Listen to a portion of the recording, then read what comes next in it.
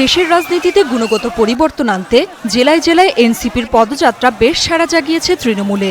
প্রচলিত রাজনৈতিক সংস্কৃতিকে রীতিমতো ধাক্কা দিয়েছে তরুণরাই। একটা সময় বিএনপির দুর্গ বলে খ্যাত ছিল উত্তরাঞ্চলের 16 জেলা, তবে সেই দুর্গেই যেন এবার মৃদু কাঁপন তুলেছেন নাহিদ, হাসনাত ও সার্জিসরা। মাসব্যাপী পদযাত্রার প্রথম সপ্তাহ রংপুর ও রাজশাহী বিভাগের প্রতিটি জেলার পথে প্রান্তরে ছুটে গেছেন জাতীয় নাগরিক পার্টি এনসিপির শীর্ষ নেতারা। সাধারণ পোশাকেই শ্রমিক মজুর সহ সব শ্রেণী পেশার মানুষের সাথে মিশেছেন এই তরুণ নেতারা।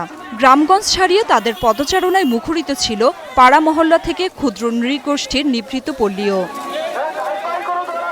নতুন ভোটাররা বলছেন, সর্বগ্রাসী দুর্নীতি নিয়ন্ত্রণ ও বেকারত্ব ঘোচাতে এনসিপির তরুণ নেতাদের চোখেই আশার আলো দেখছেন তারা। আমরা বিএনপিকে সুযোগ দিয়ে দেখছি, আমাদেরকেও সুযোগ দিয়ে দেখছি, মানে দুই দলকে সুযোগ দিয়ে দেখছি।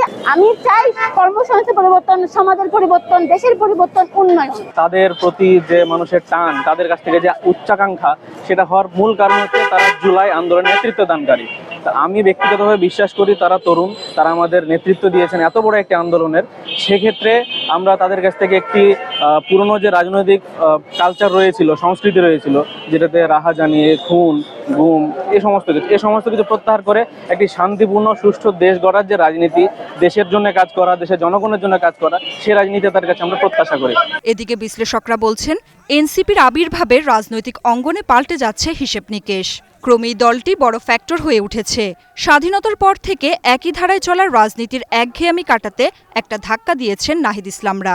এই তরুণ প্রজন্মের রাজনীতি যে দলটি, সেই দলটি গতানুগতিক রাজনীতিতে এক ধরনের ধাক্কা কিন্তু দিতে পেরেছে।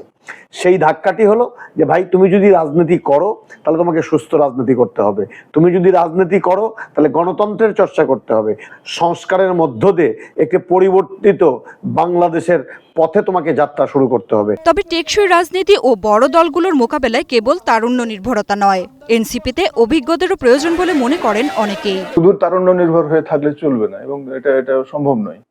এটা প্রবীণদেরকে এখানে সমবেত করতেই হবে। তাদের যে প্রজ্ঞা, তাদের যে জ্ঞান, তাদের যে সাংগঠনিক যোগ্যতা, অভিজ্ঞতা, সমস্ত মিলিয়ে একটা রাজনৈতিক দল চলে।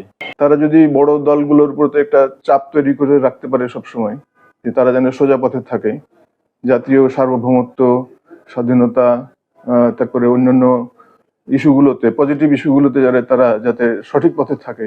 সবকিছু ছাপিয়ে এনসিপি দেশের রাজনীতিতে কতটা গুরুত্বপূর্ণ হয়ে উঠবে তা দেখতে অপেক্ষা করতে হবে আরও কিছু সময়। Nafia Farzana, star news.